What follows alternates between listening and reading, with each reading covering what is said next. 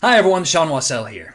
Once you've built out the foundation for a basic front end, as we have for our note sharing app, it's time to make that app actually look good.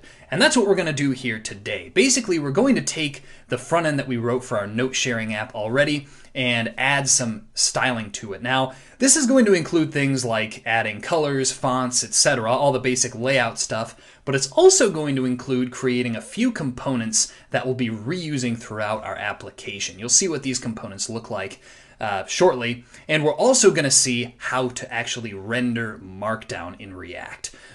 Taking that basic Markdown syntax and actually translating that into elements that we'll be displaying on our page. So that's our basic plan of attack. After this, our app is going to look really, really good. So this is something you don't want to miss. Let's jump right in.